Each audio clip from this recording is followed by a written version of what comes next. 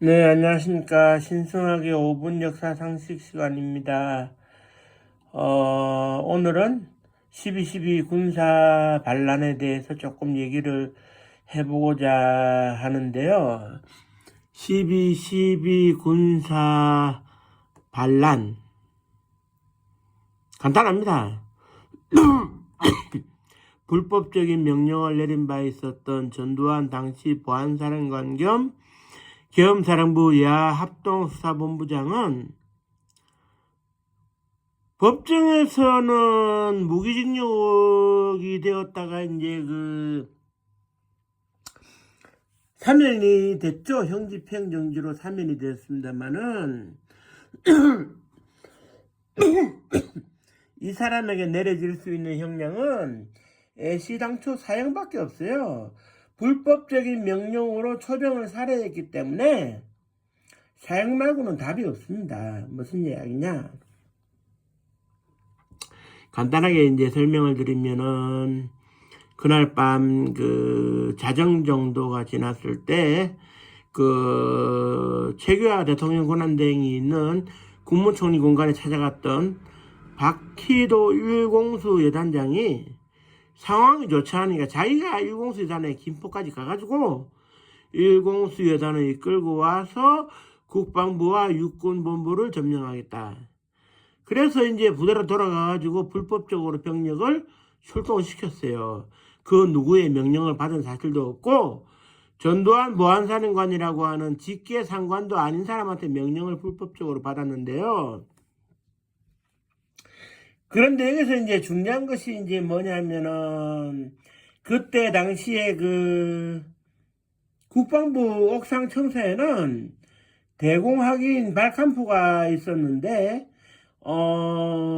장태환 수경사령관이 국방부로 진입하는 병력들에 대해서는 응사해도 된다 해가지고 지상사격으로 응사를 했어요. 그래서 이제 다수의 부상자가 발생했는데 여기서 이제 재미난 게 있습니다. 우리가 이 점을 좀 알아야 될 것 같아요. 그때 당시에 국방부 헌병대 경비대원으로서 제대를 3개월 앞두고 있었던 정선엽 병장이라고 있었어요. 조선대학교를 다니다가 이제 77학번으로 다니다가 군에 입대해가지고 이제 국방부 헌병으로서 이제 벙커를 지키는 입장이었는데 사실 이분이 그랬어요.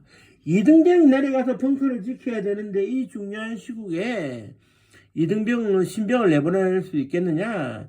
내가 가서 신병을 올려보낼 테니까네. 걱정 말고 내가 벙커를 지키겠다. 그런데 그렇습니다. 정선엽 병장이 지키고 있어도 일공수 여단의 5개 대대가 출동을 했고 1개 여단 병력이 한 3,000명 정도 되는데 그렇습니다. 불과 수십 명의 국방부 경비대원들이 어떻게 당해내겠습니까만은 정선엽 병장의 사망 사실만 확인해 보면 그때 당시에 지하봉 방카를 장악한 일공수 여단 병력이 무장 해제를 요구를 했어요. 그런데 정선엽 병장은 중대장의 지시 없이는 무장 해제를 당할 수 없다. 라고 버티다가 성미급한 일공수 여단 병사가 쏜 실탄 한 발을 맞고 사망을 했는데요. 이게 이제 왜 중요하냐면 병력이 치고 들어오는 데 있어가지고 국방부 헌병이 벙커를 지키면서 응사를 하는 것은 당연히 자기 임무를 수행하는 겁니다. 자기 임무를 수행하는 것일 뿐만 아니라 정선엽 병장은 간단하게 말씀드리면 중대장의 지시 없이는 무장 해제를 못한다고 했지만 원래 입장은 다른 겁니다. 당신들이 공수여단이긴 한데 당신들이 반란군인데 내가 반란군에게 왜 총을 빼앗기느냐.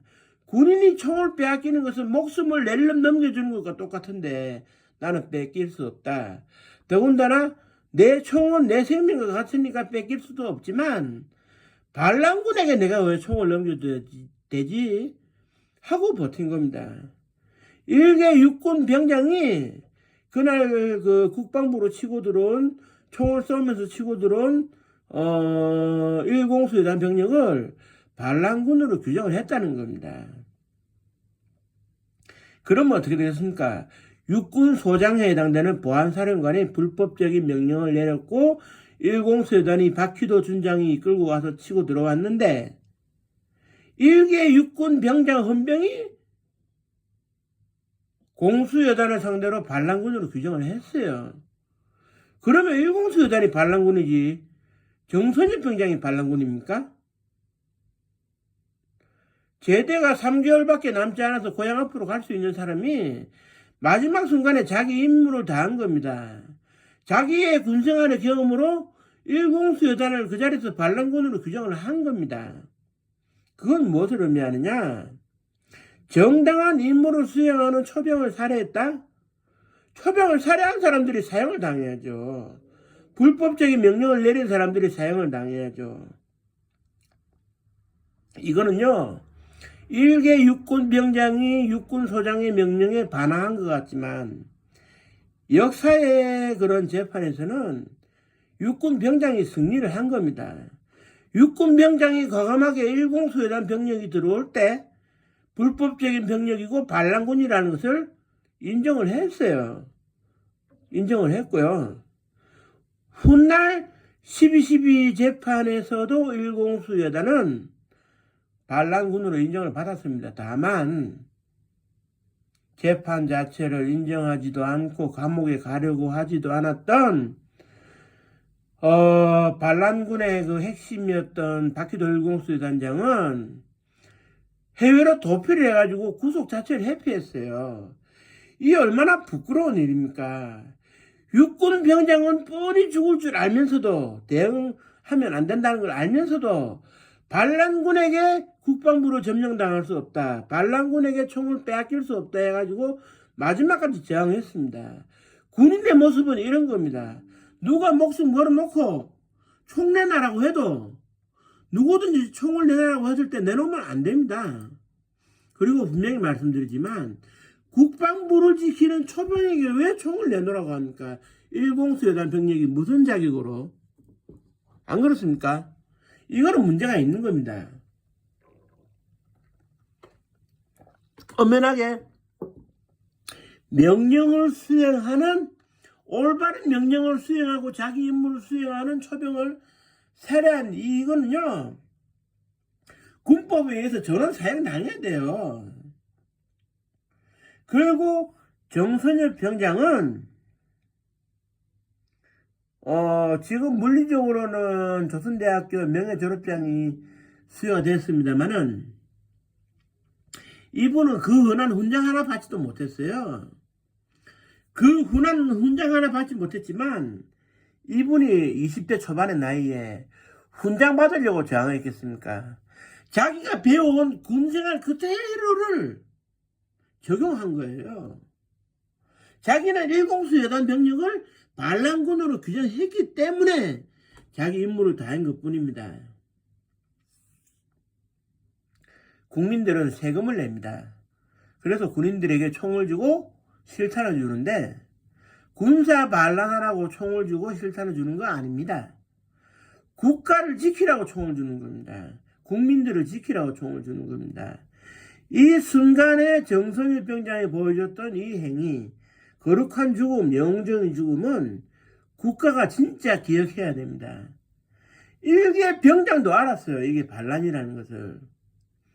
그런데 떳떳하지 못한 그때 장성들은 고려시대 사병아가 뭐 옛날 말도 아니고 병력 동원해가지고 나쁜 짓이나 일삼고 사실 그렇지 않습니까? 1공수여단이 아군의 심장부이고 아군의 최고 명령지휘부인 국방부에 총을 쏜다? 있을 수 있는 일입니까? 정말 그 군의 정원교육 시간에는요, 특히 요즘과 같은 계엄령이 난무하는 시대에는 정선엽 병장이 선택했던 그 어려운 죽음 인정받아야 됩니다. 그분 태극 무공훈장 준다고 저 하늘에서 기뻐하지 않을 겁니다.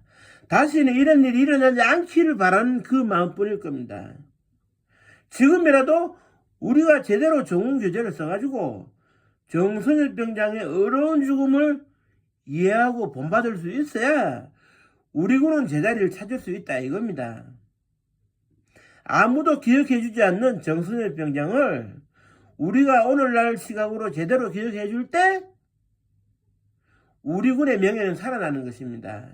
그나마 정선열 병장이 그날 밤 혼자서 우리 군의 명예를 지켰기 때문에 우리 군이 살아있는 겁니다. 끝으로